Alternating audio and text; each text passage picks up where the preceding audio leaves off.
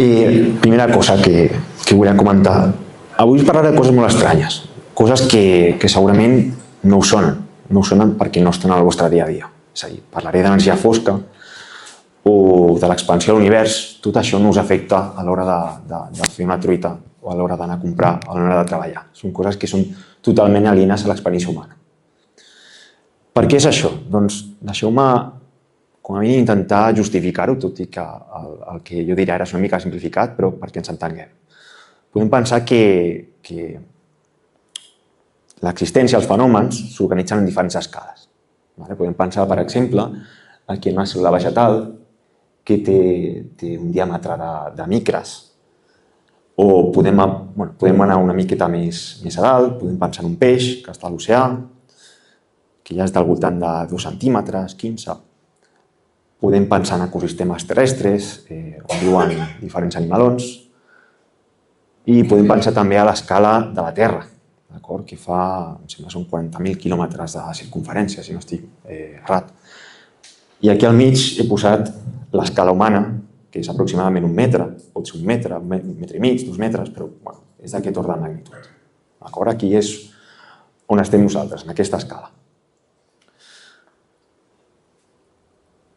Podem anar cap avall, podem tirar cap a escales molt petites, escales atòmiques, de la mida d'un nucli atòmic, que són un 10 elements 10 metres, és a dir, un 0,000 amb 10 decimals, 0,0001. O podem anar a escales molt grans, de cúmuls galàctics o cúmuls globulars, que ja parlem d'escales enormes, de 10 amb 23 zeros al darrere. Ja estem a escales enormes. L'escala humana està més o menys pel mig, entre una i l'altra. Com deia, en el nostre dia a dia no ens hem de preocupar del fet que estiguin fets àtoms, no ens hem de preocupar que hi hagi cúmuls globulars que siguin enormes. Tot això és independentment de la nostra experiència del dia a dia. I per aquest motiu, el que explicaré avui ens és tan estrany o tan aliè perquè l'escala de rellevància del que parlo avui és l'escala cosmològica. És una escala que la podem definir, com l'escala més gran possible. Llavors, per tal de tenir-ho clar, aquí he posat la imatge d'un peix. Si jo em faig preguntes sobre el peix, què podria considerar? Podria considerar què menja aquest peix? Doncs peixos més petits, per exemple. A quina zona de l'oceà o a quines latituds viu? Sempre em faré preguntes en relació al peix, al seu entorn, objectes i fenòmens propers a ell. Però realment, a l'hora d'explicar tot això sobre el peix, jo no necessito saber que el peix està fet d'àtoms, que el peix viu dins d'una galàxia, o fins i tot podria explicar moltes coses sense saber que el peix està format per cèl·lules. D'alguna manera puc desacoplar tot això a l'hora de respondre aquestes preguntes. Per què? Perquè estic fent aquestes preguntes a un nivell, a una escala en concret. La idea bàsica és aquesta. Llavors, com deia, avui parlarem de cosmologia. La cosmologia és la branca de ciència que estudia l'escala més gran possible. Aquesta és la definició. Estudia l'univers com un tot. L'univers és tota l'existència. Per tant, la cosmologia estudia tot. Tot l'univers vist com una unitat. No hi ha res més gran que l'univers. La cosmologia estudia aquest objecte. Quines preguntes es fa a la cosmologia? Doncs l'origen de l'univers, la seva evolució, en quines condicions es formen els objectes que formen l'univers i de més. Important, aquestes escales no són tangibles a l'ésser humà, no podem arribar a les estrelles, per tant, no podem fer experiments. És a dir, no hi ha condicions de laboratori on podem fer experiments sobre cosmologia. Ens hem de limitar a les observacions. D'acord? Llavors, una cosa important sobre el context en què es desenvolupa la cosmologia és que suposem que l'univers és homogeni i isòtrop. Això què vol dir? Vol dir que ens hem d'imaginar que l'univers són com dunes de sorra. D'acord? Individualment, si jo miro la sorra, fixo en un microscopi, puc veure que realment la sorra està formada per petits grans Puc visualitzar els diferents colors que tenen, el tamany, la forma, són diferents. O sigui, tenen un cert detall. En canvi, quan jo ho miro des de sobre, jo veig sorra, veig dunes, soc incapaç de distingir aquests detalls. Aquesta és la visió que hem de tenir de l'univers. Quan estudiem l'univers a gran escala, perdem tots els detalls que hi ha pel mig. Els protagonistes de la història que explicaré ara no són protagonistes que coneixem normalment. Per què? Perquè estem en aquesta escala tan diferent a la nostra. D'acord? Llavors, heu d'imaginar això, que quan pugem cap a dalt i veiem el desert des de sobre, perdem tots els detalls i el que queda és aquesta imatge homogènia i isòtropa, que vol dir que veiem el mateix o aproximadament el mateix en totes les direccions i en cada punt d'aquest desert que seria l'univers. Hi ha un misteri molt important en el tema de la cosmologia i el misteri és que sembla ser que els protagonistes d'aquesta història són dos elements, sobretot, que no tenim ni idea, no sabem exactament què són. El primer d'aquests elements, del qual tractarà la xerrada, és l'energia fosca, que representa el 70% aproximadament de l'energia que hi ha present a l'univers. La fracció d'energia corresponent a l'energia fosca és al voltant del 70%. Un altre dels sectors és la matèria fosca, que és al voltant d'un 25%. No parlarem de matèria fosca, però també és un tema bastant important i interessant. I la resta que queda, que és al voltant del 5%, és el que podríem dir-li matèria ordinària. A vegades se li diu matèria bariònica. Aquesta matèria ordinària, matèria bariònica, seria la que forma els planetes, les estrelles, les galàxies, nosaltres. D'acord? És a dir, de cada 100 parts d'energia de l'univers, només 5 formen part de tot això. És més, d'aquest 5%, només al voltant de l'1% forma part dels planetes. Per tant, nosaltres som un 5% de l'1%, o al revés. D'acord? Un 1% del 5%.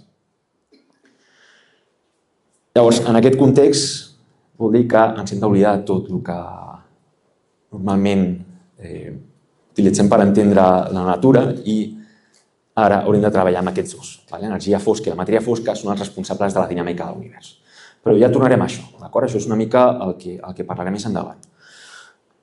Jo volia parlar d'una mica el context històric, perquè crec que és important entendre bé a què ens referim amb energia fosca i amb la constant cosmològica que potser n'heu sentit a parlar. Llavors, per tal d'intentar ser una mica rigorosos, anem a fer un viatge històric per entendre com s'ha arribat a aquest concepte. Anem a començar amb Newton, que va descobrir la llei de la gravetat, una manera matemàtica d'escriure la força d'atracció gravitatòria entre dos objectes. Newton aparentment no tenia gaire interès en aplicar la llei de la gravetat a la cosmologia. És a dir, sembla estrany, perquè el tio era molt curiós, però a priori al principi ell no va intentar utilitzar aquesta llei de la gravetat per tal de descriure el cosmos. No obstant això, no ho van fer en públic, però a través d'alguns documents privats sí que es va veure que realment sí que estava interessat en això. Aquest és en Richard Bentley, que era un clèric. El Richard Bentley era un tio espavilat i el que volia fer era fer un conjunt de xerrades, de conferències, en les quals recolzés des del punt de vista de la ciència el dogma de la fe, és a dir, l'existència d'un Déu. Ell es volia recolzar en l'evidència científica per tal de demostrar o com a mínim d'una mica discernir que era necessària l'existència d'una divinitat per tal d'explicar l'univers.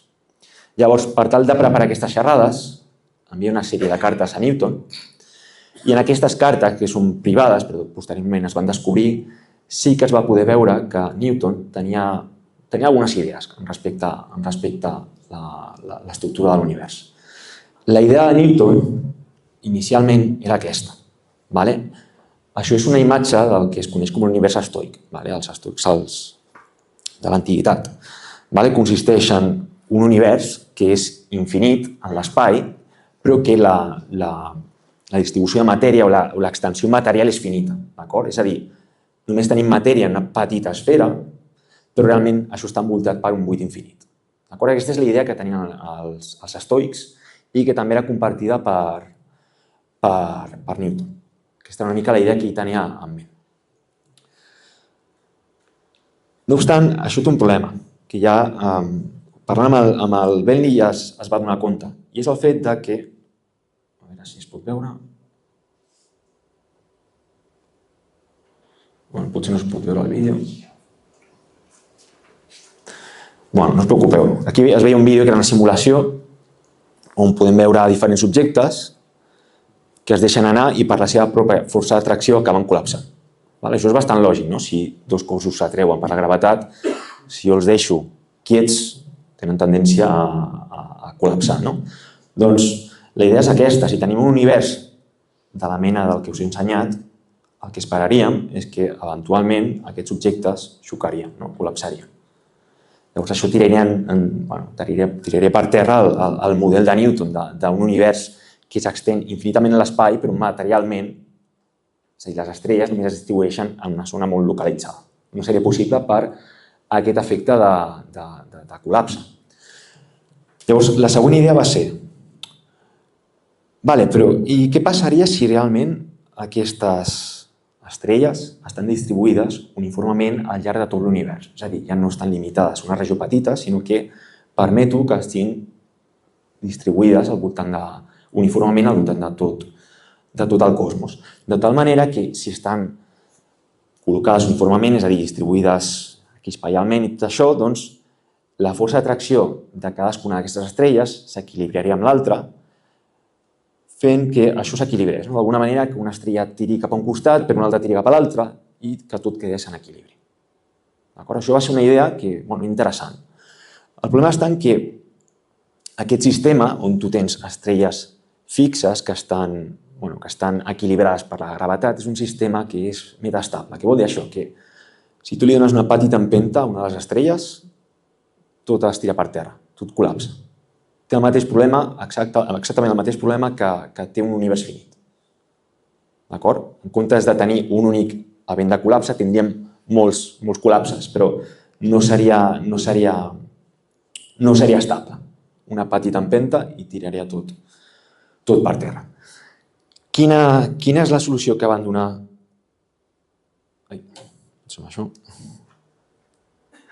Quina és la solució que van donar Bentley i Newton? Doncs precisament el que buscava Bentley. Podem tenir un univers estàtic, és a dir, tot equilibrat, les estrelles no es mouen, la gravetat permet que aquestes estrelles estiguin posades fixes sense moure's, amb la condició que hi hagi algú al darrere que no permeti que aquests moviments, aquestes petites oscil·lacions facin col·lapsar tota, o sigui, tinguin tot com un castell de cartes. Qui seria aquest? Doncs seria una divinitat. Aquest és un argument que a Bentley li agradaria molt, perquè permetia entendre l'univers com una cosa estàtica, immutable, perfecta, que només era possible gràcies a l'ajuda d'una divinitat que estava contínuament obrant miracles perquè allò no s'anés a no res. De fet, ells ho comparàvem amb agulles posades cap per baix. Tu pots equilibrar una agulla posant el cap cap a dalt, però això no és estable. O sigui, en el moment en què hi dones una petita empenta a l'agulla, això cau. Doncs això seria l'imatge de l'univers que tenien ells. L'única manera que això no caigués és gràcies a l'ajuda d'una divinitat. Llavors, això va sortir del pas, estaven feliços perquè tenien un argument a favor de l'existència de Déu, però tampoc solucionava molt el... Des del punt de vista físic no era la millor explicació.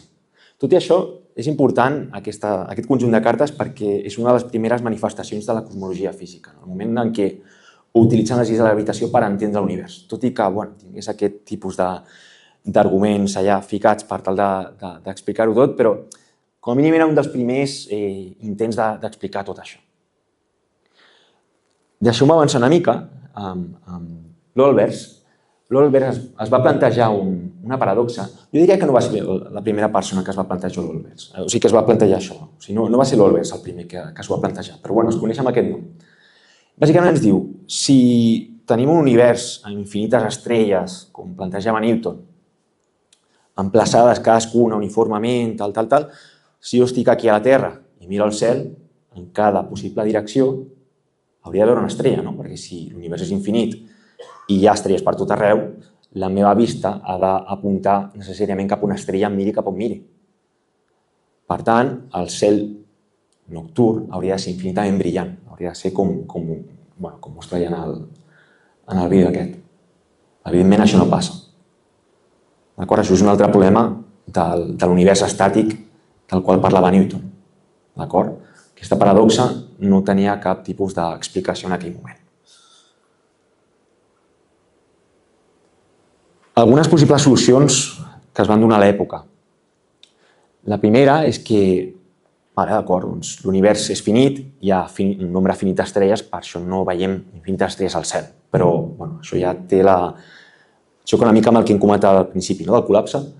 Altres possibles explicacions de que hi havia estrelles fosques, és a dir, entre les estrelles lluminoses i nosaltres, hi ha estrelles fosques que absorbeixen la radiació o que no permeten el seu pas, el pas de la llum. O que les estrelles tenen un temps de vida limitat, és a dir, potser estan emplaçades uniformement, però tenen un temps de vida finit i per això no les veiem totes alhora. I aquesta última frase, que és potser més interessant, és que l'univers té un temps de vida finit. Per Newton, l'univers era immutable, perfecte, havia existit des de sempre, era etern. Una possibilitat és que realment aquest univers no és etern, és a dir, no ha existit per sempre, sinó que té un origen. I, de fet, és molt interessant perquè una de les persones que es va plantejar això va ser en Edgar Allan Poe, en un dels seus llibres de poesia, que es diu Eureka. Aquí hi ha aquesta frase de l'única raó, per tant, les tals circumstàncies per la tal qual... Ve a dir que realment no podem veure el cel totalment brillant perquè la llum de les estrelles no li ha donat temps a arribar a nosaltres. No dona gaire explicació de per què, però ja és una explicació interessant. S'acostumava a pensar que la llum viatjava de manera instantània. Aquí ella està plantejant que potser no, que la llum no viatja instantàniament i que això potser és una explicació per la paradoxa d'Olbers. Tot això ho va fer en un llibre de poesia. O sigui, era un llibre surrealista on no sé si pretenia donar leccions de física, però ho va aconseguir. Ara ja donem un pas de gegant i anem a parar al segle XX amb Einstein, que suposo que el coneixeu. El 1905 ella presenta el seu treball sobre realitat espacial, on ja comenta que la velocitat de la llum al buit és finita, en relació amb el que ja havia comentat en Edgar Allan Poe. I no content amb això, el 1915 presenta les equacions de camp de relativitat general, que permeten la descripció geomètrica de la gravetat. En aquest sentit, és com una millora de les lleis de la gravetat de Newton. Aquesta és l'equació de camp d'Einstein. No fa falta que entenguem molts detalls, però aquesta és una relació que a la seva esquerra conté una part geomètrica. Parla de la geometria de l'espai i del temps. I a la dreta conté el contingut material de l'univers. És a dir, el que està dient és que hi ha una relació entre la geometria i la presència de matèria dins d'aquesta geometria de l'espai. A diferència de Newton, l'Einstein sí que estava desitjós de parlar de la cosmologia. I això ho sabem pel fet que només un any i escaig després de publicar el paper on presentava les equacions de camp, va presentar un altre paper on parlava de cosmologia. I en aquest paper, on parlava de cosmologia, va introduir la constant cosmològica. En aquest paper, l'objectiu d'Einstein era descriure un univers estàtic infinit. Us sona, no? És el mateix objectiu que tenia Newton. A diferència de Newton, on Newton deia que d'alguna manera tot estava aguantat per la gràcia de Déu, Einstein va afegir un terme matemàtic a les seves equacions, que és aquesta constant cosmològica. Va modificar aquestes equacions de camp i va afegir-hi un terme, que és la constant cosmològica. Aquest terme vindria a ser una mica el que equilibra tot, d'acord? O sigui que gràcies a aquest terme podem, d'alguna manera, equilibrar el fet que la matèria vol col·lapsar sobre si mateixa. Això permet, matemàticament, descriure un model d'univers on tot és estàtic, en equilibri, molt similar al que ja pensava Newton. Einstein estava molt feliç amb això, que podia descriure un univers estàtic. Però, no obstant això, en pocs anys, això també es va tirar per terra. En primer lloc, el 22, en Friedman, que és aquest home d'aquí, va agafar les equacions d'Einstein i va demostrar que existien solucions dinàmiques. És a dir, existien solucions on l'univers no era estàtic, sinó que s'expandia de manera natural, o es contraia o s'expandia de manera natural. D'acord? O sigui, matemàticament va veure que hi havia solucions que permetien descriure un univers que tenia una natura més bé dinàmica. El Lemaitre va continuar amb la línia del Friedman. El Lemaitre, per cert, és un clèric belga que, per desgràcia, en el seu moment, el seu treball no era molt conegut, però realment va tenir molt bones idees. El Lemaitre també va continuar una mica amb aquesta línia de descobrir solucions dinàmiques a les equacions de camp d'Einstein. De tal manera que semblava que les pròpies equacions ja volien això, que les solucions dinàmiques eren molt més naturals que no pas les solucions estàtiques. No obstant, això tampoc funciona, no? Olvida aquest. No obstant, això tampoc, en el seu moment, no era gaire conegut aquest home i en aquell instant de temps encara no va sorgir molt d'interès per les seves idees. Ell també va suggerir, això és molt interessant, que el 1912 s'havia descobert que algunes galàxies tenien un corrent al vermell. Això vol dir que la llum que ens arriba d'algunes galàxies són més vermelles del que s'espera, són menys energètiques, per dir d'alguna manera. No hi havia cap manera d'explicar-ho. I el tio aquest va dir, això es pot explicar degut a que l'univers és dinàmic, s'està expandint, de tal manera que la llum que ens arriba d'aquests objectes es veu modificada degut a l'expansió. O sigui, ell, amb les seves solucions dinàmiques, era capaç d'argumentar i d'explicar el perquè del redshift de les galàxies. Per tant, en aquest moment ja començava a ensumar-se que realment això tenia bastant interès. El 1929, el Hubble descobreix la llei de Hubble-Lemaitre, que la coneixem d'aquesta manera per tenir en compte la contribució de Lemaitre, on bàsicament ell va fer un catàleg d'estrelles i va relacionar la distància d'aquestes estrelles amb la seva velocitat de recessió.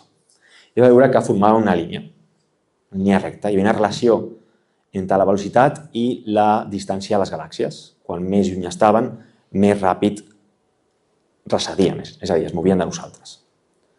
Per tant, això ja era un cop experimental directe a l'univers estàtic d'Einstein. Hi havia evidència experimental, o observacional, millor dit. Però jo crec, particularment, que el que devia fotre bastant a Einstein no va ser exactament això, sinó poc després, el 1930, quan es va descobrir que matemàticament l'univers d'Einstein, l'univers estàtic, no era estable, era metastable. És a dir, és exactament el mateix problema que l'univers de Newton. Una petita oscil·lació, una petita desviació provocaria que un univers estàtic s'expandés o es contraiés sense remei. És a dir, passa el mateix que amb l'univers de Newton. Tu tens una solució matemàtica, però veus que aquesta solució matemàtica no és estable. En el moment en què hi ha una petita desviació, tens un univers dinàmic. I això ja sí que va tirar totalment per terra la idea de Newton. Ja va renunciar a la constant cosmològica, va renegar del seu model estàtic i va dedicar-se a estudiar altres tipus de models. A vegades es diu que, això no sé si és cert, però ho he llegit a molts llocs, que es diu que Einstein va pensar en la constant cosmològica com la major tonteria o el major error de la seva carrera.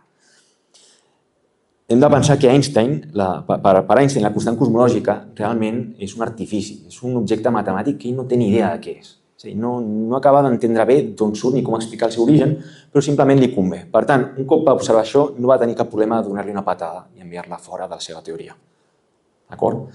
No hi havia cap tipus d'explicació per al seu origen. A sobre, sembla ser que les observacions no hi estaven d'acord, per tant, no va haver-hi cap problema en rebutjar-la. Passem una miqueta més cap endavant, amb la teoria de l'àtom primigeni. Això també és una idea del Lemaitre. Faré molta promoció del Lemaitre avui. El Lemaitre va proposar que si hi ha solucions dinàmiques o l'univers està expandint, podem rebobinar la pel·lícula cap endarrere i pensar que en algun moment l'univers es troba en un estat més primitiu, més calent, més dens. Simplement extrapolant el fet que si ara s'està expandint, doncs si tirem cap endarrere, tot això està més concentrat. Això es coneix com la teoria de l'àtom primigeni, però posteriorment, de manera una mica ridícula, s'hi va posar el nom de teoria del Big Bang. El nom de Big Bang surt d'una xerrada que va fer un astrofísic que es diu Hoyle. El Hoyle tenia un model que es deia model de l'estat estacionari, que era contrari al model del Big Bang. Llavors, ell li va posar aquest nom una mica per ridiculitzar, per dir Big Bang, doncs, la gran explosió. Potser no sabia com expressar-se per la ràdio o com explicar-lo i va donar-li aquest nom una mica així ridícul, però avui en dia el coneixem amb aquest nom. La teoria del Big Bang va agafar pes, va ser totalment reconeguda en el moment en què es va observar en el 65, em sembla que és el CMB. El CMB va ser descobert per el Penzias i el Wilson, que eren dos treballadors de Louis Bell, em sembla que era, que estaven observant una radioantena i van descobrir una senyal que rebenta tot el cosmos. D'allà on apuntessin rebent la senyal. Pensaven que era un error i tal. Ells no tenien ni idea perquè no eren cosmòlegs, però resulta que havien descobert el CMB. El CMB consisteix en una radiació isòtropa, és a dir, que sembla ser igual en totes les direccions de l'espai i que aquesta radiació prové d'un instant de temps en el passat on la llum va poder viatjar lliurement. M'explico. En el passat, us heu d'imaginar un univers molt dens, és a dir, on totes les partícules estaven molt concentrades i això produeix que la llum interaccionés constantment amb aquestes partícules. Si interacciona la llum amb aquesta massa, amb aquestes partícules, no pot avançar lliurement. La llum no podia viatjar lliurement. En el moment en què un univers evoluciona, aquesta densitat es redueix, hi ha menys interaccions, és quan la llum comença a viatjar lliurement. I aquest moment, en el passat, dona lloc a aquesta fotografia. Aquesta radiació que rebem avui dia del fons còsmic de microones és això d'aquí. És una radiació isòtropa que rebem de tots els punts de l'espai, en la banda dels microones. Llavors, el Penzias i el Wilson no sabien què era, van demanar ajuda i tal a altres científics que sí que sabien de què anava la pel·lícula, però al final els van donar el Nobel a ells i no als altres, que sabien d'on venia tot això. Però l'important és dir que el CMB resulta la prova definitiva de que sí, l'univers era diferent abans que ara i per tant ha evolucionat i per tant té tot el sentit plantejar-se que va tenir un origen, va tenir un Big Bang. Anem a recapitular què hem obtingut fins ara. Doncs sabem que l'univers té origen, per tant té un temps de vida finit. Sabem que la velocitat de la llum és finita, això ens ho va dir Einstein. Sabem també que el fet que l'univers s'expandeixi produeix el redshift de la llum, d'acord? És a dir, que la llum que ens arriba estigui més envermellida, sigui menys energètica del que toca, i sabem que l'univers s'expandeix. Tots aquests elements conjuntament permeten donar una explicació perfecta a la paradoxa d'Olbers. Bàsicament, el nombre d'estrelles la llum de les estrelles que ens pot arribar a nosaltres està limitada pel fet que hi ha un temps d'existència finit, és a dir, que l'univers va néixer fa milers de milions d'anys, però té un temps finit de vida, i pel fet que la llum pot viatjar a una velocitat finita. I a sobre, l'univers, a mesura que la llum viatja per ell, es va expandint. Es va expandint degut a aquest comportament dinàmic. Per tant, en resum, el Big Bang i la teoria de la relativitat general d'Einstein donen una explicació perfecta a la paradoxa d'Olbers.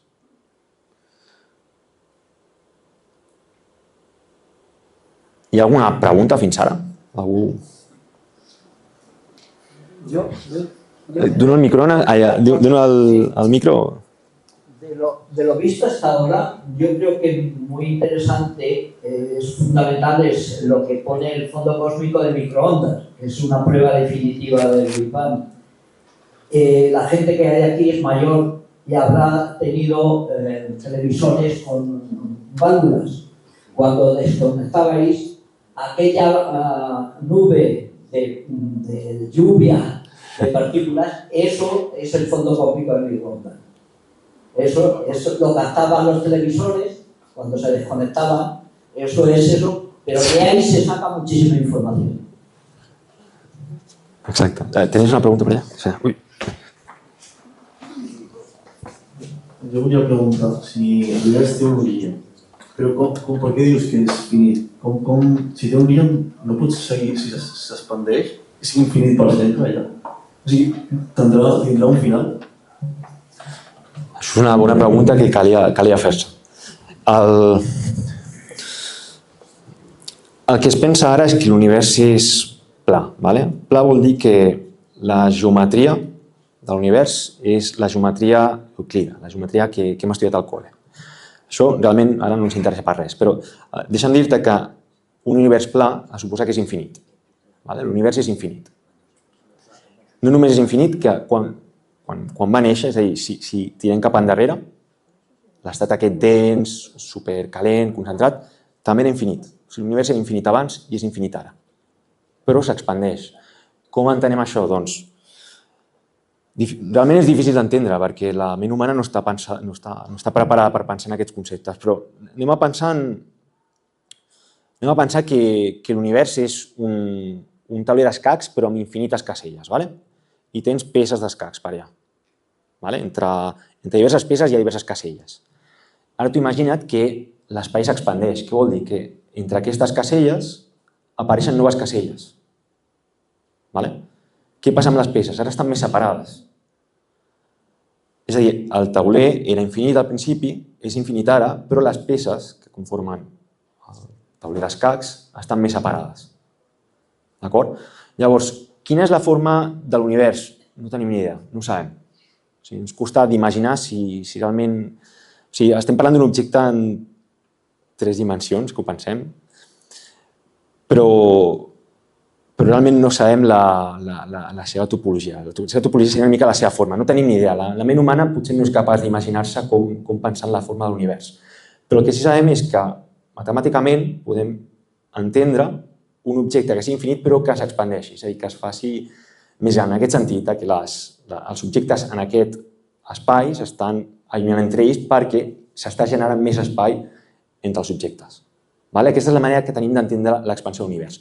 L'univers no té fronteres, simplement no té fronteres per un motiu molt simple. Si té una frontera vol dir que hi ha una cosa més enllà de la frontera. I l'univers, per definició, és el tot. Per tant, l'univers, per definició, no pot tenir fronteres. I no obstant això, podem entendre que l'univers expandeixi en aquest sentit, que entre 2 objectes hi apareix més espai. S'allunyen perquè entre els 2 objectes està apareixent més univers, per dir-ho d'una manera així més. D'acord? Però no t'ho has d'imaginar com que hi ha una frontera, aquesta frontera s'està anant cap a... No existeix cap frontera, no hi ha cap limitació a l'univers. I a priori, amb el que sabem ara, és infinit. I no només és infinit ara, sinó que era infinit en el passat també. D'acord? Fem un parell de preguntes més i continuo. Sí. Vale, sí. Lo del Big Bang parece un ejemplo escolar, porque 14.800 millones de años a escala cósmica es muy poco. Y si hubo un Big Bang, ¿en qué ámbito se produjo el Big Bang? Es decir, y luego yo creo que todo lo que hemos concebido hasta ahora del universo, incluso las últimas, no es más que una insignificante partícula de la totalidad, es así infinita. Pero el Big Bang es una anécdota, aunque a escala nuestra es el sumo, pero el Big Bang no tiene más que uno de los diferentes, de los infinitos fenómenos del universo que desde luego no tiene origen. No tiene ni origen ni final, es lo único que se puede admitir. No tiene ni origen ni final. En realitat, quan jo parlo de la teoria del Big Bang, realment jo no estic parlant de l'origen de l'univers. Per què? L'origen de l'univers no el coneixem. O sigui, quan parlem de la teoria del Big Bang, el que estem fent és, donades les condicions que tenim ara, si podem tirar endarrere, sí que té lògica que l'univers en el passat té un estat diferent, més dens, més calent. Però realment la relativitat general, que és tot el que utilitzem per estudiar o per descriure aquest fenomen, té una validesa limitada. Si anem molt endarrere cap al passat, arribem a escales d'energia les quals no poden ser estudiades amb la teoria de la relativitat general. És a dir, matemàticament parlant, no és vàlida. Per tant, és paradoxal, però quan jo dic teoria del Big Bang, en realitat no estic parlant de la teoria, o sigui, no estic parlant de l'origen de l'univers, perquè l'origen de l'univers no el coneixem. L'origen de l'univers, per poder entendre'l, hauríem de tenir eines matemàtiques o teories físiques més sofisticades que ara mateix no tenim. Per tant, pots tenir tota la raó. Realment, el que podem extrapolar amb la teoria de la relativitat general té una validesa limitada i no podem accedir al que hi ha darrere d'aquest estat primitiu. O sigui, hi ha un instant de temps a partir del qual allà no tenim ni idea. Una fracció de segon molt petita després de l'origen de tot, a partir del qual sí que podem descriure, però abans d'això no tenim ni idea. Per tant, podria ser perfectament cert el que dius, que realment l'existència d'aquest univers és simplement una petita part de l'existència total, que podria haver-hi universos anteriors a aquests o teories de multivers, tot això, o sigui, dona peu a multitud d'històries. Per tant, podria ser perfectament vàlid perquè les nostres teories tenen una validesa limitada. I això és una excessiva honestitat, de dir, mira, fins aquí arriba la nostra teoria, el que passa més enllà no tenim ni idea. Per tant, important, quan parlem de teoria del Big Bang no estem parlant de l'origen de l'univers, estem parlant d'aquell punt fins on podem arribar extrapolant la nostra teoria. No he dicho que lo asegurabas tú. General, extendidísimo hasta ahora, no porque tú lo hayas afirmado, está ahí en el aire. Sí, és perfectament vàlid que abans d'aquest estat al qual podem arribar amb la nostra teoria pugui passar coses inimaginables. No sabem perquè el nostre coneixement no arriba més enllà.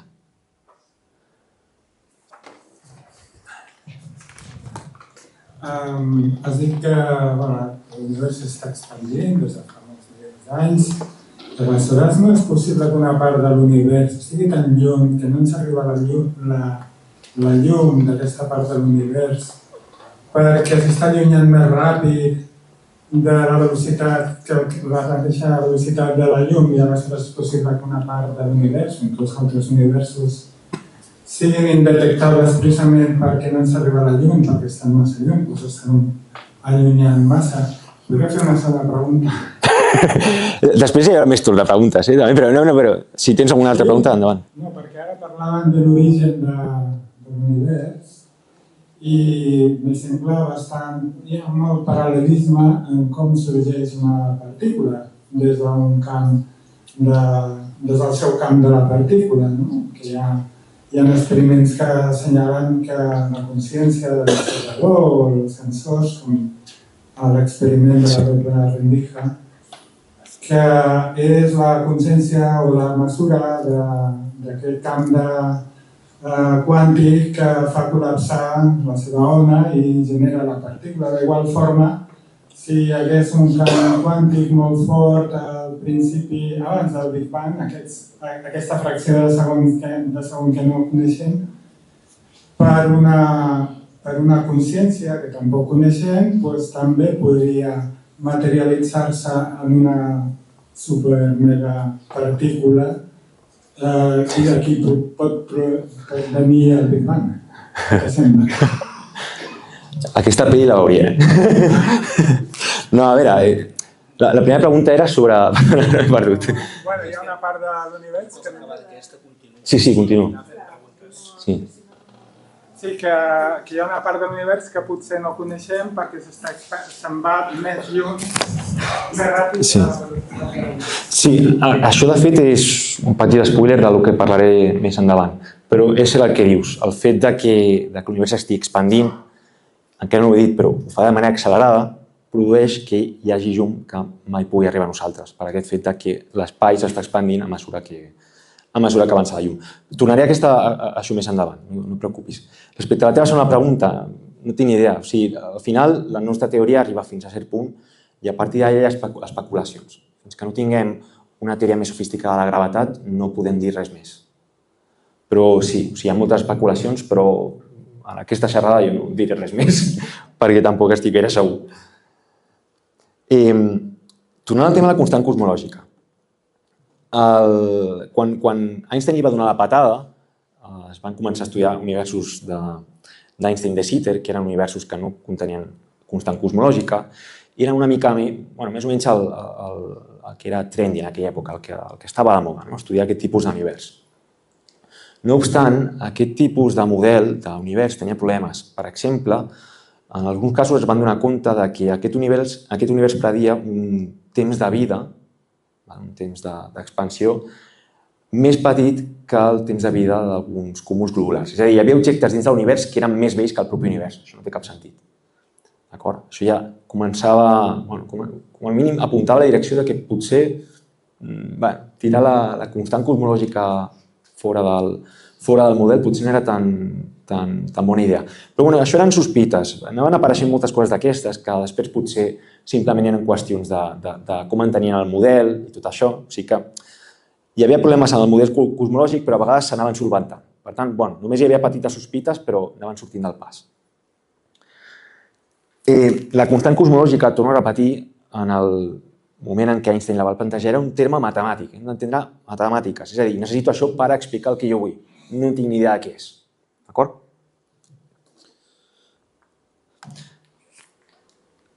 El 1999, dos grups, de manera independent, van descobrir, a través de les observacions amb supernoves, que el model preferit per a aquestes observacions era un model amb una constant cosmològica positiva, és a dir, diferent de zero.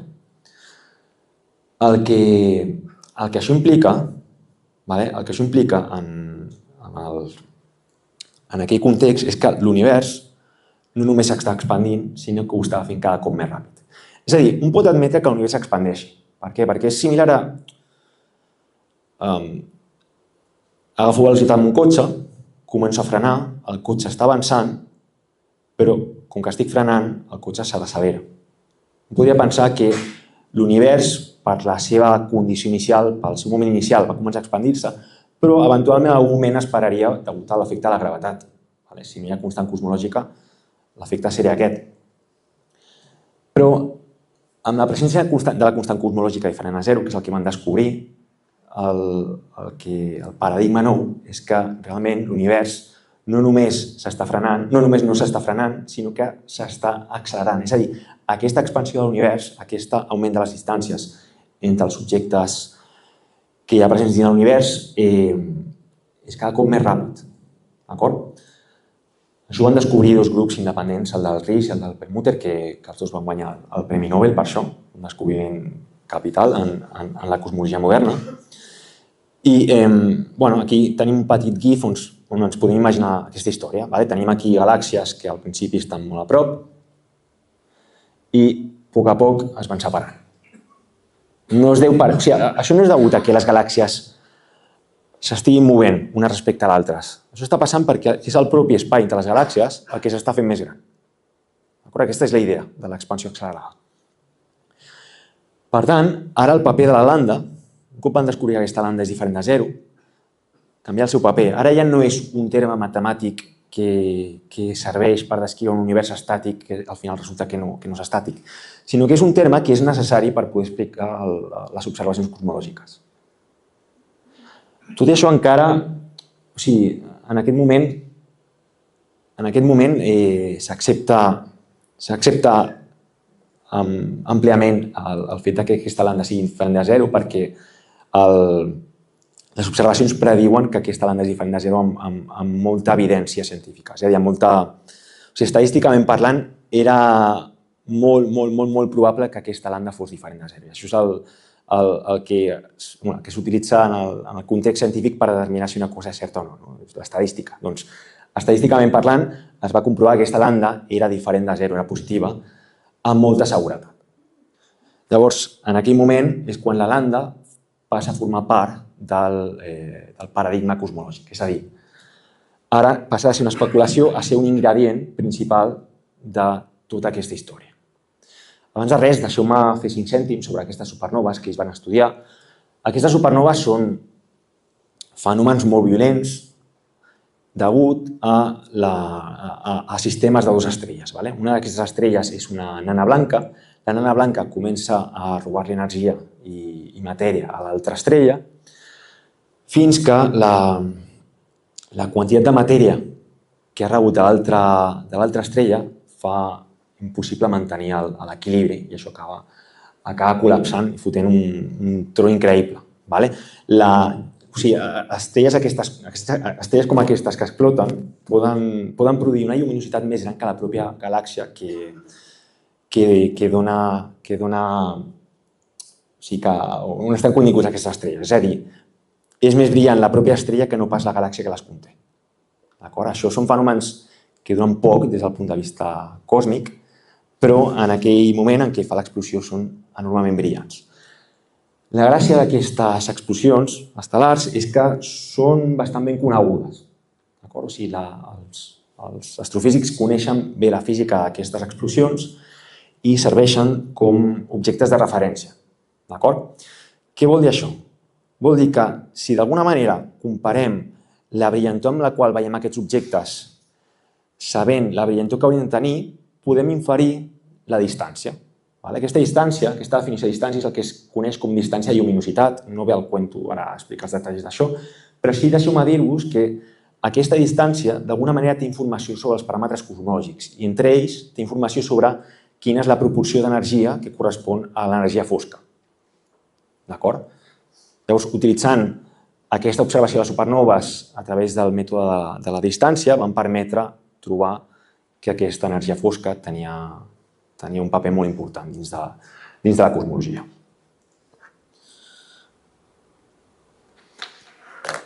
El model que encabeix la constant cosmològica com a energia fosca, quan parlo d'energia fosca, a partir d'ara em referiré a l'entitat responsable d'aquesta expansió accelerada. És a dir, energia fosca només és un pseudònim. Simplement és el responsable d'aquesta expansió accelerada, no tenim ni idea de què és, però li diem energia fosca. Llavors, el model que descriu el nostre univers a gran escala a partir d'aquest descobriment, el 98, és el Lambda-CDM. El Lambda-CDM és un model matemàtic simple. Simple vol dir que hi ha models més complicats que també funcionen bé, però en igualtat de condicions sempre hem de preferir aquell model que sigui més simple. Llavors, comparat amb la seva competència, és un model més simple i, a més, permetia descriure el conjunt de les observacions que es tenien en aquell moment. Podia descriure bastant bé el conjunt de les observacions. És un model isotròpic i homogeni d'univers. Recordeu el que he explicat al principi de la sorra, de les dunes. I està basat en la teoria de la relativitat general i suposem geometria plana, que ara mateix no ve a cuento, però bàsicament el que ens està dient és que la geometria de l'univers té els mateixos axiomes que la geometria d'Euclides. Incorpora la constant cosmològica, com he dit, i a sobre admet algunes expansions. El Lambda-CDM permet encabir algunes expansions, com ara el concepte d'inflació. L'inflació també és un tema per fer una xerrada de 2 hores, però avui no tenim temps. Però és important que el Lambda-CDM admet explicacions a posteriori, admet addendes. O sigui, podem afegir més coses al model, com per exemple la inflació. I només conté 6 paràmetres. Què vol dir? Que d'alguna manera l'univers es pot descriure només amb 6 numerets. Això pot semblar una mica estrany, perquè l'univers ho pensem com una cosa molt complicada i dir que només depèn de 6 números és bastant estrany. Però recordeu que estem pensant en l'univers a gran escala, on tot és homogeni, tot és isòtrop. Per tant, la nostra visió de l'univers és diferent a la que tenim nosaltres com a éssers humans. Ara estem mirant-lo des de l'escala més gran possible i això permet una descripció simple, entre cometes, perquè només depèn de 6 numerets. Llavors, això és el Lambda-CDM. És un model que descriu l'univers en expansió accelerada i que encabeix una lambda diferent de 0.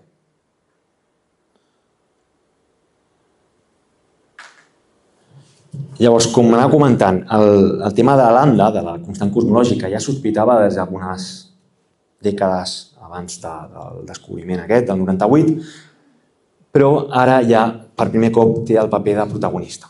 Aquesta lambda ja té tot el dret a estar allà a les equacions d'Einstein i per tant podem dir que Einstein tenia raó. O potser no, perquè Einstein pensava en aquesta constant com una manera de fer l'univers estàtic i en canvi es va veure que l'univers no és estàtic. Per tant, tenia parcialment raó, que s'havia d'incorporar però no pel motiu que ell esperava. Llavors, la constant cosmològica a priori és un terme matemàtic que afegim a les equacions, perquè està permès. O sigui, podem afegir aquest terme i la teoria, matemàticament parlant, continua sent viable. O sigui, el podem afegir. I a sobre té l'efecte aquest de produir aquesta expansió accelerada. D'acord? Per tant, té tot el seu dret d'estar allà. El que passa és que aquesta constant cosmològica realment no sabem com pensar-la. És a dir, al principi us he dit, la part de l'esquerra de l'equació té a veure amb la geometria de l'univers. La part de la dreta té a veure amb què hi ha dins d'aquest univers, de què està farcit, quins objectes tinc o quines substàncies tinc dins d'aquest univers. Llavors, aquesta constant cosmològica la puc col·locar a la dreta o a l'esquerra. És a dir, podia pensar la constant cosmològica com una part de la geometria de l'univers, és a dir, és una propietat que té l'univers. L'univers té aquesta propietat que té una constant cosmològica.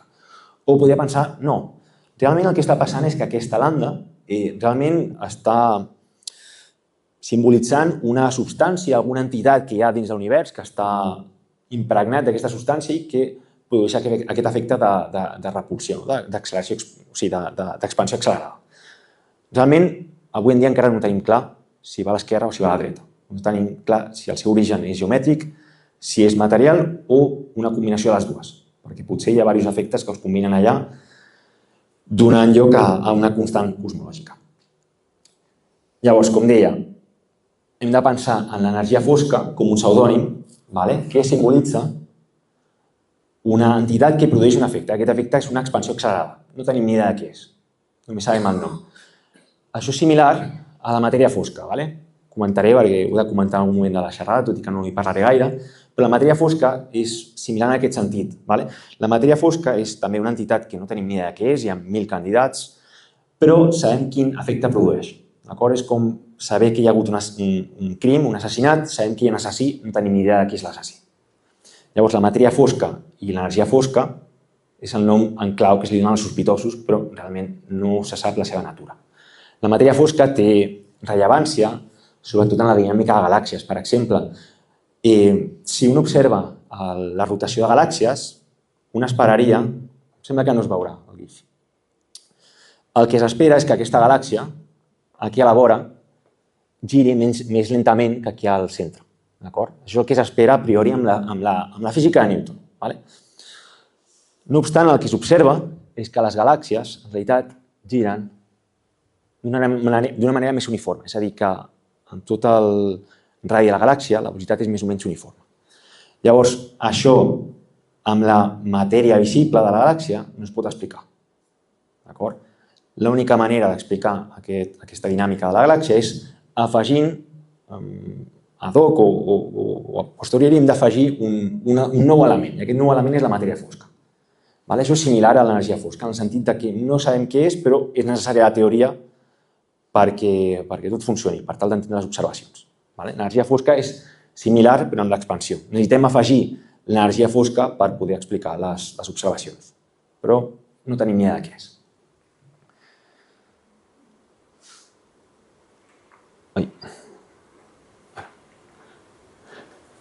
Llavors he anat al DIEC, he buscat FOSC, hi ha moltes excepcions.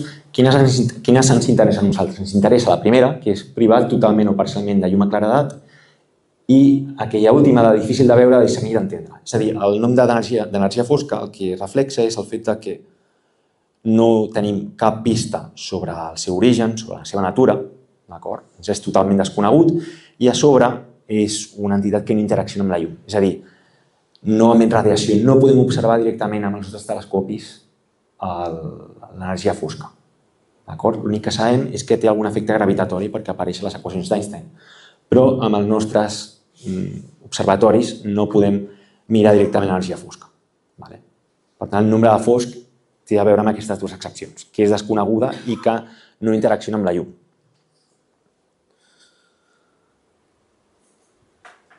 Anem a parlar ara de propietats estranyes i interessants de l'energia fosca. La primera cosa és que, ja l'he comentat, la primera cosa és que no la podem discernir. Tot el que podem arribar a saber de l'energia fosca ha de ser de manera indirecta. És a dir, la manera que té d'interactuar amb l'univers és mitjançant la gravetat. Per tant, és l'única manera que tenim de conèixer-la, a través dels efectes indirectes que té a través d'aquest fenomen gravitatori, però no la podem observar. A diferència de la matèria ordinària, la matèria de la qual estem fent nosaltres, o de la matèria fosca, té una natura repulsòria. És a dir, que si jo deixo caure el micro, ara caurà al terra, evidentment, perquè s'atreu gravitatòriament, però l'energia fosca té un efecte contrari, té un efecte de repulsió gravitatòria. Això és el que permet que l'univers s'expandeixi acceleradament. És a dir, aquí, a efectes gravitatoris, té un comportament una mica anòmal, diferent al que estem acostumats. A més, el que deia, no sabem què és, no tenim ni idea del seu origen, només sabem el que fa. I això té a veure amb la gràfica que he ensenyat al principi, és la component majoritària de l'univers. És a dir, amb les últimes sondejos, amb les últimes observacions que tenim dels diferents fenòmens cosmològics, hem pogut determinar amb molta precisió quina és la fracció d'energia que correspon a l'energia fosca. I resulta que en el pressupost d'energia de tot l'univers, el percentatge que li correspon a l'energia fosca és del 70%. En canvi, la matèria fosca és un 25% i, com he dit al principi, la matèria ordinària, la matèria bariònica, és un 5%. Per tant, el que estic dient bàsicament és que bàsicament el 100% d'energia, de la densitat d'energia que hi ha a l'univers, el 95% és una cosa totalment desconeguda. Un 70% és energia fosca, un 25% és matèria fosca. I per tant, el que estem dient és que nosaltres, és a dir, la matèria bariònica, la matèria ordinària, no som res en comparació amb aquests altres dos. El que dominen, els que porten el cotarro, són l'energia fosca i la matèria fosca. I en particular, l'energia fosca és la component majoritària, perquè és un 70%. D'acord? Recordeu que estem en escales diferents a la nostra diària, a l'escala humana. El que estic dient és que en aquesta escala universal el que emana és l'energia fosca. La dinàmica està determinada per la presència d'aquesta energia fosca. I a sobre, això es pot veure amb les... Realment no té una explicació senzilla, però el que es pot veure a través de les equacions és que aquesta energia fosca no es dilueix. Què vol dir això? Vol dir que tu t'imagines l'univers ple de galàxies, això es comença a expandir. Imagineu que jo tinc un cub i compto quantes galàxies hi tinc allà dins. Ara, aquest mateix cub, amb el temps, què està passant? S'està expandint, les galàxies estan allunyant entre elles. Què és el que passarà? Que la concentració de galàxies dins d'aquell cub serà més petita. Amb el temps, el volum aquest, si em fixo en un volum concret, totes les galàxies que hi hagi pel mig s'allunyaran entre elles i, per tant, estaran menys concentrades. Té sentit això? Sí? Llavors, això és comú a la matèria fosca i a la matèria bariònica. Es dilueixen amb el temps, es fan menys concentrades, d'alguna manera, menys denses, millor dit. D'acord? Com a mínim, dins de tota aquesta picabaralla, és l'única cosa que potser té una mica de sentit. Però resulta que l'energia fosca no pateix aquest efecte. Això vol dir que dona igual l'expansió de l'univers que sempre tindrem la mateixa densitat. Almenys si pensem en l'energia fosca com una constant cosmològica. Es pot veure que la densitat d'aquesta energia, és a dir, la concentració d'aquesta energia a l'univers, és totalment constant. Això vol dir que a mesura que l'univers s'expandeix, hi apareix més energia fosca. Això es produeix degut a l'expansió de l'espai. D'alguna manera es va produint energia fosca per tal de compensar aquesta expansió, de tal manera que tot queda farcit per la mateixa densitat d'energia fosca en cada instant de temps. Això realment és bastant sorprenent. I al principi, per tal de pensar en energia fosca, el candidat per excel·lència que va sorgir és el que es coneix com l'energia de buit. Que aquí ja comencem a entrar en l'intent d'entendre què és l'energia fosca. Es va associar aquesta energia fosca energia buit. És a dir, l'única pista que teníem era que es podia detectar energia buit. Què vol dir això de l'energia buit? És una mica complicat, per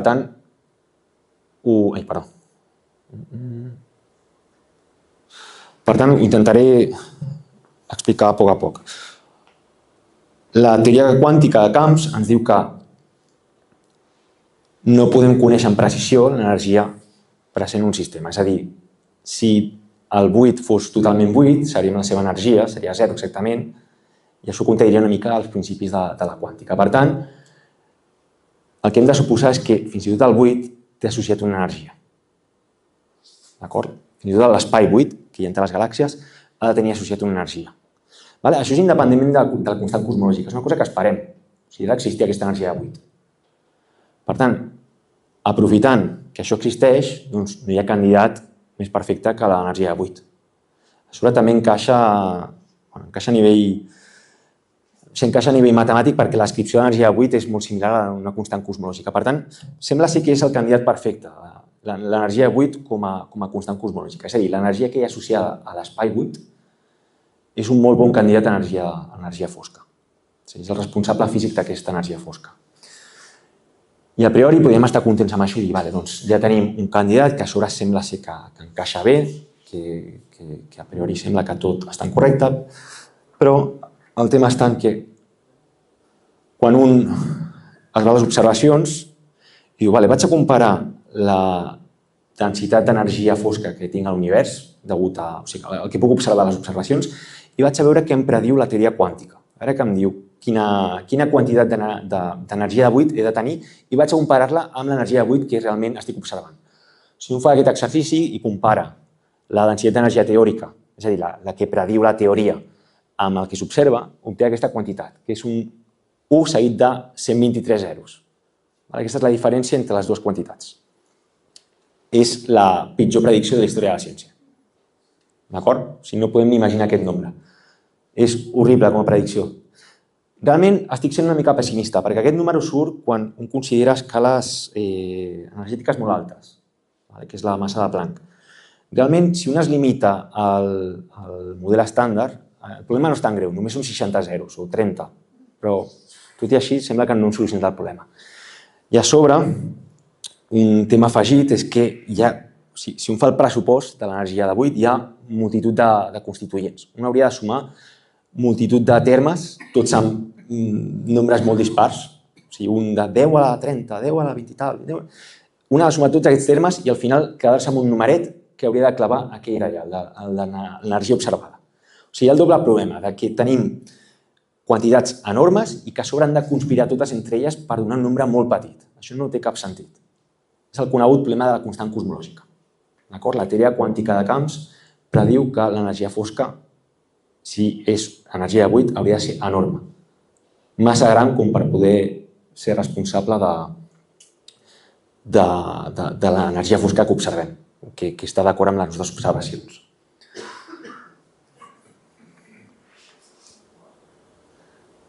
Hi ha un problema també associat a la constant cosmològica. El problema de la constant cosmològica en el sentit anterior, que és una quantitat molt gran, això és més o menys conegut. Hi ha un altre problema que no es té tant en compte, però que també és important. El tema és que als físics no ens acaba d'agradar el tema de les conspiracions o el de les casualitats. Hi ha una casualitat en el nostre univers. La casualitat és que si un compara la fracció d'energia, l'he comentat abans, la fracció d'energia associada a la matèria ordinària, a la matèria fosca, és del voltant del 30% i de l'energia fosca és el 70%. Si un divideix una quantitat entre l'altra, surt al voltant de 2 alguna cosa, no sé quan és. Llavors, per què això és estrany? Per què és estrany això? Perquè, hem quedat abans, la matèria, tant la fosca com l'ordinària, es dilueix. L'energia fosca no ho fa. Què és el que esperem? Mira, aquí tenim un gràfic. Aquest eix d'aquí el podem pensar com el temps, però aquí seria en el passat i aquí en el present. En el passat, això no es veurà bé, potser, però aquesta línia verda és la matèria fosca i la matèria bariònica, d'acord? Aquesta és la matèria que sí que es dilueix. Llavors, en el passat era molt gran, però degut a l'efecte de l'expansió, què va fent? es va reduint la seva densitat, la seva concentració. En canvi, l'energia de buit es manté constant. Quina casualitat que justament en el moment present són més o menys iguals. Una és el doble que les altres. Tot i així, que sigui un nombre 2, és molta casualitat, perquè podria ser milers de cops més gran, centenars de milions de cops més gran, podria ser més petita, però casualment és del mateix ordre. O sigui, són gairebé iguals, només el doble, però 2 és 1 a vegades en física. Per tant, això és un problema de coincidència cosmològica. És molt estrany que això passi. O sigui, hem de parar atenció també a aquest efecte de que per què just ara, si tenen una evolució tan diferent, per què just ara són tan similars? Això és un problema també molt important que hem de parar atenció. Abans he posat una imatge, però no he comentat, el del conill i la tortuga. Hem de pensar una mica, podem fer l'analogia així, de que l'energia fosca potser al principi anava molt lent, però anava a un ritme constant. En canvi, el conill va cada cop més a poc. O sigui, al principi potser va guanyant la carrera el conill, però la tortuga es manté a una velocitat constant i acaba guanyant la carrera. Doncs l'energia fosca és una mica això. Al principi potser no era tan important, però a mesura que l'univers es va expandint, la dilució de la matèria produeix que el seu efecte sigui menys important i comenci a dominar l'energia fosca.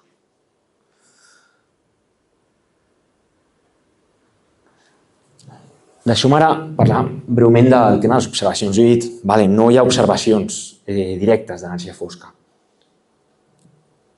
T'entenc? Queden dos. Parlo breument de les observacions. No tenim observacions directes. Què és el que tenim? Són observacions directes. Per exemple, el tema de les supernoves, el que he comentat. Les supernoves ens donen una informació sobre els paràmetres cosmològics, en particular d'energia fosca. El CMB he dit que era isòtrop, però en realitat, si ens fixem, sí que és una miqueta diferent. Una part entre 100.000 d'aquesta imatge és diferent. És a dir, els puntets que són de diferents colors, en realitat gairebé són diferències molt petites, però sí que hi són aquestes diferències. Llavors, es pot estudiar aquest espectre, aquesta imatge, i descobrir que aquesta distribució de petites desviacions segueix una espècie de lògica. I d'aquí es poden inferir també els paràmetres cosmològics. Un altre exemple són les observacions de formació d'estructura, és a dir, com estan distribuïdes les galàxies entre elles, és a dir, com de prop estan dues galàxies entre elles, quina relació entre la proximitat de les galàxies amb les que té al voltant. I també estudiar aquest efecte en el passat, és a dir, podem pensar en un mapa en 3 dimensions, que seria el cel, que seria en 2 dimensions, i una altra dimensió que seria el que coneixem com redshift, que bàsicament seria dir pensar en el passat, com de lluny estan les galàxies. Doncs, estudiant la relació entre la posició de les galàxies, també es pot inferir el valor dels paràmetres cosmològics. Per tant, tots aquests fenòmens són observacions indirectes de l'efecte que té l'energia fosca en l'expansió accelerada de l'univers. Però una mica la idea és aquesta, tot el que és energia fosca és a través de fenòmens indirectes que estan relacionats però que no ens permeten accedir visualment a aquesta energia fosca. Hi ha altres experiments que estan actualment investigant això, com DESI o Euclid, que són força importants i recentment han fet algun descobriment envers d'energia fosca, però no tindrem molt de temps de parlar d'això avui. Però, vaja, el que volia comentar és que és una cosa que està totalment viva en recerca i que realment està apuntant cap allà. I ja deixeu-me acabar amb el que ha comentat el que has comentat abans d'això de les estrelles, és com acaba tot, com és el final de l'univers. Depenent una mica del model que considerem, podem obtenir un final o l'altre. Aquí he posat 3 exemples. El primer és el Big Crunch. O sigui, ara l'univers està expandint, però podria ser que en algun moment la matèria guanyés terreny i això tirés cap endarrere i col·lapsés. El Big Crunch vol dir això, de col·lapsar. Després d'aquesta expansió, col·lapsar. Podem tenir el Big Rip. El Big Rip simbolitzaria un univers on l'energia fosca va guanyant terreny cada cop més. O sigui, això seria un escenari on l'energia fosca no només es manté constant, sinó que a sobre cada cop es fa més gran. Si es fem més gran cada cop, l'energia fosca començaria a tenir importància no només a escala cosmològica, sinó a escales més petites. escala galàctica, a escala fins i tot del sistema solar. L'efecte de Proudilla és un gran estripament de la matèria. D'acord? Una destrucció total de la matèria a tots els nivells. Això seria només si l'energia fosca creixés amb el temps, cosa que de moment, a priori, no sabem. I el Big Chill seria, d'alguna manera, si l'energia fosca s'anés reduint i hi hagués una espècie d'equilibri entre la matèria i l'energia fosca, de tal manera que aquesta expansió s'anés calmant i fos més poc a poc. En realitat, el que esperem no és cap d'aquests tres escenaris. El que esperem és el que es diu la mort tèrmica. El que vol dir és que, a priori, l'expansió continuarà a escales cosmològiques per sempre i els objectes que formen les galàxies, etc., cada cop estaran més allunyats fins que, eventualment, deixin de néixer estrelles i galàxies a l'univers i tot quedi apagat. Tots els objectes que emeten llum de l'univers quedin reduïts a no res i tot s'acabi d'alguna manera homogenitzant. Llavors seria una mica la imatge d'aquesta noia sota la llum, que es va apagant a poc a poc. Per què? Perquè a mesura que l'univers es va expandint, no només en algun moment deixaran de néixer estrelles, sinó que, com que l'univers es fa cada cop més gran i cada cop més ràpidament, la llum que ens arriba d'aquestes estrelles o aquestes galàxies, cada cop li serà més difícil trobar-nos, perquè està recorrent a distàncies més grans. I això vol dir que l'univers observable, és a dir, tots aquells objectes de l'univers als quals la seva llum ens pot arribar a nosaltres, aquest univers observable es farà cada cop més petit. No només pel fet que potser en el futur hi haurà menys naixement d'estrelles, sinó perquè, com que l'univers cada cop s'expandirà més ràpid, la llum li costarà més en arribar-nos, fins que algunes d'aquestes fonts no seran capaços d'emetre aquesta llum cap a nosaltres i que ens arribi. Per tant, l'univers s'espera que tingui un final fosc i fred, per això el títol de la xerrada. Llavors, ara tenim un parell de diapositives més, però crec que no hi haurà temps, ja m'ho vaig preparar per si queda temps, però com que crec que no, anem a les preguntes millor, no? Sí, además eso también es una miqueta polémico. Ella és polèmic i no vull que em tirin tomàquets. Con todo lo que has dado, ya... Anem a les preguntes, ja... Vale, allà. Sí. Terminológica. Sí. ¿Por qué, en lugar de llamarle energía y materia oscura, que tiene una resonancia como un poco macabra o tétrica, ¿por qué no sería mucho más exacto llamarle materia invisible? Transparente. Podria ser un bon nom, la veritat, però potser també una mica per reflexar el fet que no només és invisible, sinó que és totalment desconeguda. O sigui, l'adjectiu no només vol dir això, que no emet llum ni interacció amb la llum, sinó que a sobre és que no tenim ni idea què és totalment fosc el concepte. Però sí, és una mica polèmica el nom, potser no a tothom li agrada. Hola. Jo tinc una pregunta respecte a una cosa que has dit, perquè realment no me l'havia plantejat fins que l'has posat. Sí que sembla que l'energia del buit hagi de ser el millor candidat possible, sí. Però li passa el mateix que, per exemple, quan vols mesurar la massa de Higgs i vols tenir en compte totes les interaccions amb tots els camps, que també fracassa no és tan heavy, però també són com de l'ordre de 50 ordres de magnitud de diferència, que també és un desastre. Sí. I per això proposa la teoria de supersimetria o la teoria de supercordes, no? Com per reduir aquestes aportacions que fa el buit com per estabilitzar-ho. Bueno, no sé si estabilitzar-ho, però com per reduir l'energia del buit. Tu saps si aquestes teories també fan que la predicció de l'energia del buit expliqui millor la matèria fosca o...? Sí, realment, sí, és una bona pregunta. La supersimetria va ser utilitzada per tal d'una mica cancel·lar aquest efecte, no? El tema està en que si un suposa una companya supersimètrica, sí que es pot veure que es cancel·la algun terme, però no... Continuar havent-hi termes. O sigui, no seria suficient la supersimetria com per poder explicar totalment l'efecte, però sí que s'ha intentat, tens tota la raó.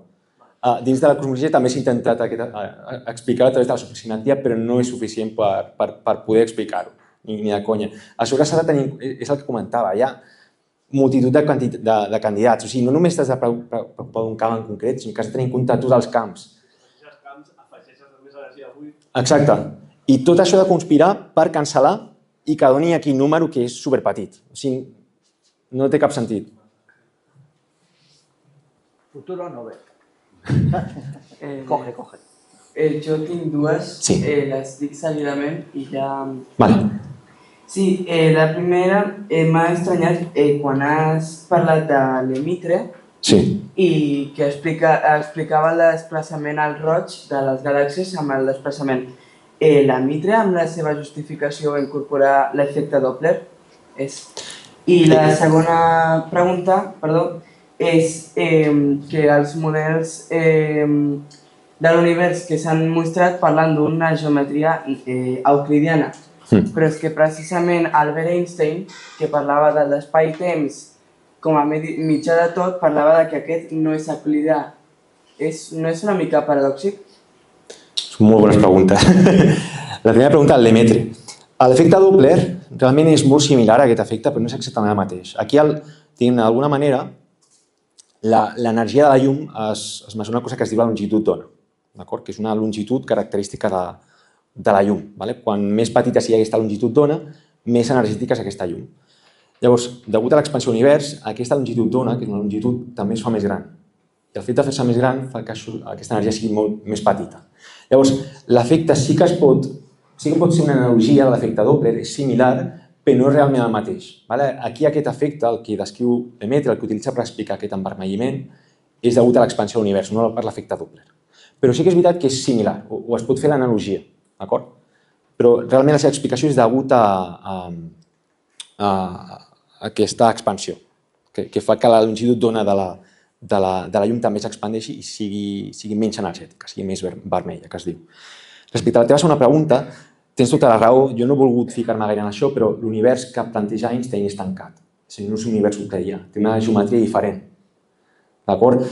No és cert el que diré, però per tal d'imaginar-nos, però no és cert, torno a repetir, seria com una espècie d'esfera o la superfície d'una esfera, l'univers. Si fos en dues dimensions ens ho podríem imaginar d'aquesta manera, però això no és cert per diversos motius. Primer, perquè l'univers no està en dues dimensions com la superfície d'una esfera, i segon, perquè realment fora de l'univers no hi ha res. Per tant, pensar en una esfera és una mica estrany, perquè una esfera sempre la pensem dins d'una habitació, una cosa en tres dimensions.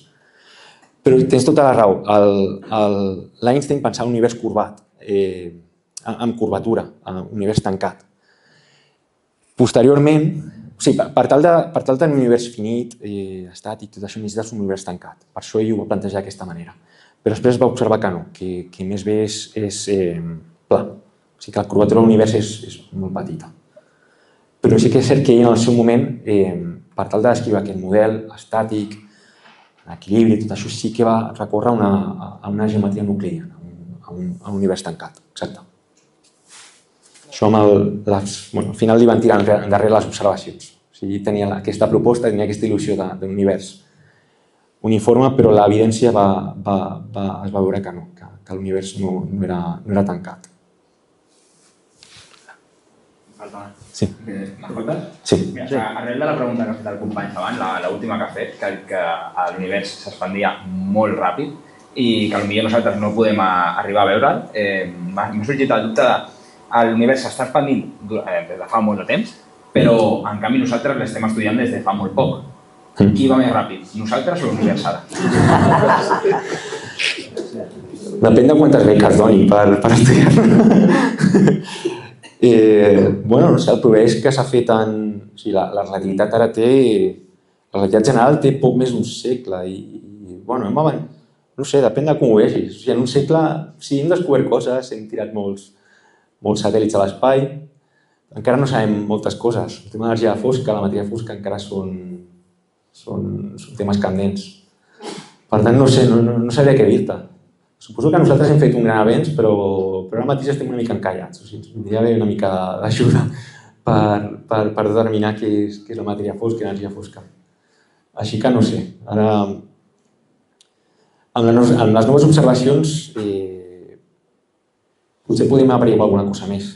De fet, una de les coses que volia comentar és que realment ara hi ha un problema en cosmologia, que és el problema de l'H0. Bàsicament, per anar ràpid, és que no ens posem d'acord en quin és el ritme d'expansió de l'univers en el moment actual. hi ha experiments que determinen que és més lent que altre. I aquesta discrepància és tan gran que la gent està com boja ara intentant plantejar-se nous models i nova física. Per tant, ara mateix estem en un moment de gran crisi perquè no sabem cap on tirar, però vist d'una altra manera, la crisi és una oportunitat, ara estan sorgint molts models físics i la gent està molt capficada en proposar nova física. Així que no ho sé, no depèn de nosaltres descobrir les coses, al final la natura ho fa quan vulgui, però sí que estem bastant a tope ara. No sé donar una resposta tancada. Sí, endavant. Vale. Sí. Li volia preguntar una cosa que no acabo d'entendre, de per què l'espai entre les galàxies s'està expandint, però l'espai intern a dintre les galàxies aquest no s'està expandint. Això és una molt bona pregunta. Té a veure amb el que he comentat de les escales. Sí, per exemple, en aquesta sala ningú s'està expandint ara mateix, no? Per què? Perquè a escala humana, a escala de la Terra, els protagonistes no són l'energia fosca i la matèria fosca. Les densitats d'energia d'aquesta cadira són molt més altes que no pas l'energia fosca. Els seus efectes només són importants a aquesta escala cosmològica on les densitats de matèria són molt petites. Si tu mires la densitat de matèria en un cúmul o en una galàxia i tal, és molt més petita que la que hi ha en aquesta sala. Però tot i així és més gran que la que hi ha a escales cosmològiques. D'acord? I aquesta com jerarquia d'escales. Llavors, la resposta a aquesta pregunta seria perquè a l'escala humana hi ha altres coses molt més importants que no pas l'energia fosca. O sigui, els actors principals, que són l'energia fosca i la matèria fosca, només són en la seva pròpia pel·lícula, que és la cosmologia. Si ens situem en una altra escala, ja no són tan importants. I per això no veiem aquest efecte d'expansió aquí a escales locals. Per exemple, aquí en aquesta sala o a la nostra galàxia. D'acord? Es más, puedes decir, la galaxia, la Vía Láctea y la Andrómeda se están fusionando. Es decir, la expansión local entre ellas es superior a la de la energía oscura. Exacte, això és un bon exemple. Les velocitats peculiars de les galàxies i el moviment que tenen les galàxies entre elles pot ser més important que l'efecte de l'expansió si estan properes. O sigui que realment aquest fenomen correspon a aquestes escales. Hem d'entendre això. Bueno, primer de tot, gràcies per les conferències. Vosaltres per escoltar-me. Per diuen el programa de la tele. La pregunta que jo volia fer era que si per una banda tenim l'expansió de l'univers, una banda com l'expansió de l'univers, si per una altra banda tenim l'energia del buit i tenen aquesta diferència numèrica entre ells, quins són els paràmetres que ens diuen que és exactament la mateixa energia i no són dues energies diferents? Per què s'arriba a aquesta conclusió? Perquè no podrien ser dues energies diferents? Totalment. Perquè clar, sembla que ens emparrem que això tingui que coincidir i no hi ha manera, no? Però bueno, igual sí. Jo us he parlat d'energia buit, primer lloc perquè és el candidat per excel·lència, segon perquè és el que jo he fet durant la tesi, però en realitat hi ha desenes de candidats, des de camps de quintessència, que són coses amigues que surten d'aquí, del propòsit de la xerrada, camps camaleònics, o sigui, hi ha mil històries que un es pot imaginar per tal de... Fins i tot un es podria imaginar que realment aquest efecte d'expansió és degut a que realment estem en una zona privilegiada de l'univers, de tal manera que és menys densa que al seu voltant i llavors tenim aquest efecte o aquesta il·lusió que l'univers s'expandeix de manera accelerada. Hi ha moltes explicacions que podrien encaixar, però totes tenen algun petit matís que fan que no funcionin. De fet, el problema de la constant cosmològica és bastant robust, en el sentit que pots estudiar models molt diferents, però vas a parar el mateix problema aquest de la constant cosmològica, que no t'acaba de donar els números. És bastant robust. O sigui, el problema de la constant cosmològica no és un problema simple, no és un problema d'aquí. Mira, és que realment si consideres un altre candidat ja soluciones tot i és perfecte. No, és bastant intrínsec a la nostra manera d'entendre l'univers. Per tant, hi ha 1000 candidats, però a priori no hi ha cap que hagi demostrat funcionar gaire millor que l'energia fosca. Com a candidat. Estem en el 1% del 5% Sí. de matèria que, entre cometes, estem estudiant el que coneixem que estem estudiant Clar, el 75% que és on està tota aquesta història no tenim ni idea. I encara estem estudiant el 1% aquest en el que estem nosaltres. Doncs potser una mica rebuscant, no? Sí, ho havia posat una diapositiva, que realment la biologia, la química, tot això és res. O sigui, estudien a part que no té importància, no? A nivell... Però bueno, a nivell humà sí que té importància, evidentment. Per tant, sí que convé estudiar-ho. Però sí.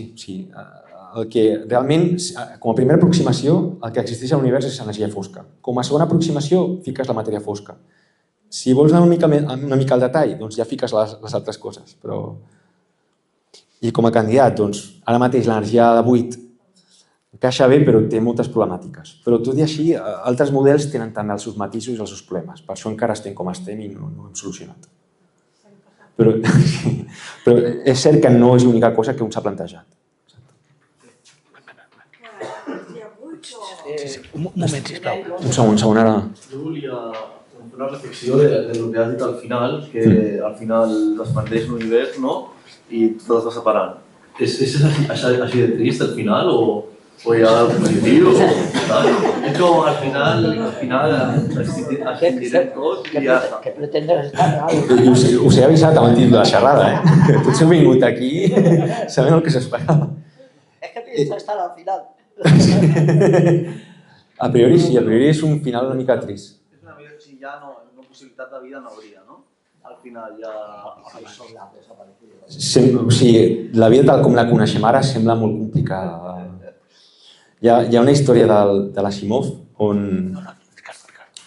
li pregunten a computadora superintel·ligent sobre aquest problema de com podem evitar la mort tèrmica a l'univers. I la supercomputadora, tot i tenir aquest potencial, no és capaç de donar resposta. Total, que van passant generacions, la màquina es va sofisticant, tal, i l'últim humà li pregunta un altre cop com es pot evitar la mort tèrmica a l'univers, just abans que col·lapsi tot, i la màquina no sap la resposta.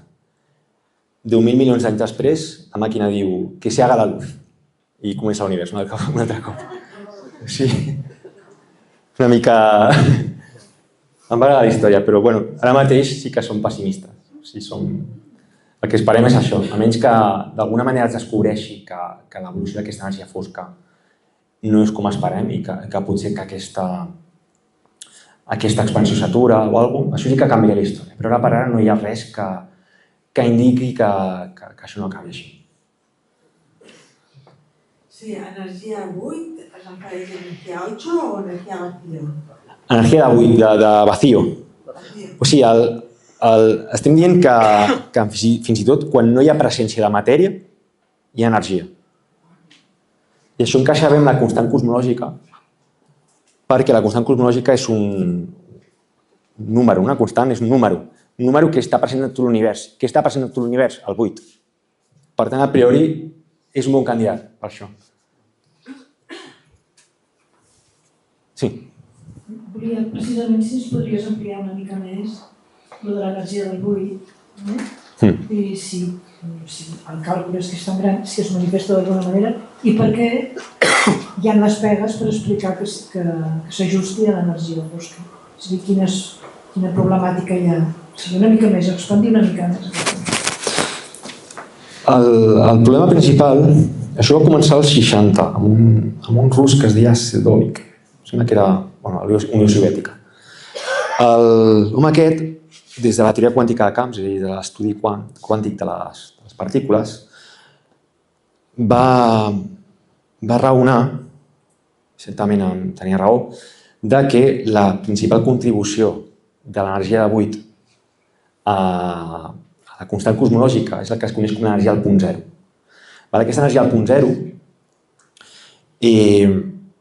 matemàticament parlant, és proporcional a la massa de les partícules elevat a 4. És a dir, si tu tens qualsevol camp del model estàndard, un electró contribueix a l'energia de buit com m a la 4, on m és la massa d'aquesta partícula, d'aquest camp. Això a priori sembla correcte, tenia tot el sentit, però quan un fa els números observa que aquesta massa de 4 és un nombre enorme, fins i tot per un electró. Una partícula relativament lleugera. Si un a sobre incorpora partícules o camps que siguin més massius, el problema s'intensifica.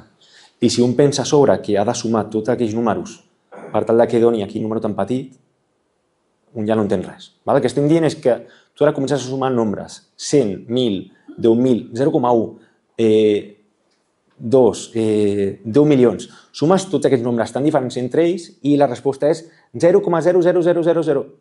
No té cap sentit. O sigui que nombres tan dispars conspirin entre ells per donar aquell nombre tan exacte. Aquesta és la principal problemàtica i amb això sí que sembla que no acabem de tocar la tecla. A la meva tesi vam pensar coses de com plantejar aquest problema de nou. Una possibilitat seria de dir realment les teories, la teoria quàntica de camps no pot fer prediccions. O sigui, potser és erroni pensar que aquell número, aquest número tan enorme, és la resposta. Realment el que et pot dir la teoria no és quin és el valor exacte d'aquesta energia buit, sinó com canvia. És a dir, no té gaire sentit dins d'aquesta teoria preguntar-se quina és la massa de l'electró, a veure com me la puc calcular. No, és com un paràmetre que tu fiques allà. És un numeret que et ve donat pels experiments. Tu no pots plantejar-te calcular-la des de primers principis. Llavors, la nostra idea, el que vam fer durant la tesi era una mica això, de dir anem a ser una mica més humils. En comptes de pensar que el resultat que ens dona aquesta teoria és exactament el resultat que esperem, el que hem de comparar amb els experiments, en realitat anem a veure si el que podem entendre en realitat és com aquesta energia buit evoluciona amb el temps. D'acord? O sigui, a la meva tesi el que vam estudiar és la dinàmica d'aquesta energia buit. I això pot ser correcte o no ser correcte, però com a mínim és una cosa més humil i que potser t'apropa una miqueta més a la resposta. El fet de pensar, en comptes de pensar que em dona la resposta directa, vaig a pensar que realment el que puc estudiar és la dinàmica d'aquesta energia. D'acord? Llavors, d'aquesta manera es podria respondre a la pregunta evitant-la. És a dir, no, realment no estic responent a això. O sigui, la resposta que obtinc d'aquí l'he de donar algunes voltes, l'he de realment reformular i realment pensar que el que jo puc obtenir és l'evolució d'aquesta energia fosca amb el temps i no pas el valor exacte d'aquesta energia fosca. Això és el que vam plantejar a la meva tesi. Hi ha gent que no, realment intenta buscar el valor exacte d'aquesta energia fosca des de primers principis, però això sembla com a mínim molt difícil. L'altre és una mica més simple d'estudiar. ¿Preguntas? No hay ninguna. Bueno, yo quiero hacer una pequeña resumen. Yo estaré muy contento si sacáis 4 cositas que he explicado muy bien durante la charla. Uno, que el 95% de la composición del universo no la conocemos. Es decir, que hemos cuantificado nuestra ignorancia, según Miguel Alcubierre. La segunda es que es el espacio lo que se expande. Es decir, que las galaxias están fijas y es el espacio lo que crea, y esa es la expansión que a partir del 98 hemos visto que se acelera. Que la constante cosmológica es una gravedad repulsiva y los finales que hay hay otra problemática, es que realmente la energía fosca sea una constante. Ahora hay modelos, el modelo que ha planteado él es en el que hay el consenso de más o menos de la comunidad, es decir, que explica los 6 parámetros que él ha dicho. Hay otras alternativas, pero no explica a lo mejor 2 parámetros, pero no los 6. Es decir, que el parámetro de consenso por ahora es eso. La ciencia va evolucionando, hay esos satélites DESI y Euclides que están intentando más o menos configurar un mapa de todo el universo y de ahí sacaremos lecciones si la energía fosca es constante o no. Porque para mí hay 3 hipótesis de la energía oscura. Uno, que sea una constante cosmológica, y lo que ha explicado muy bien, genial, que sea de vacío. 2, que no sea constante, y se llama quinta esencia, que evoluciona con el tiempo. Y 3, que a grandes distancias cosmológicas la teoría de la relatividad de Einstein no funcione bien. No veremos, ya veremos. La que todo el mundo está más o menos en consenso es la que ha explicado él. Y si habéis cogido esas 4 cositas, yo estaré muy contento, feliz. Muy bien.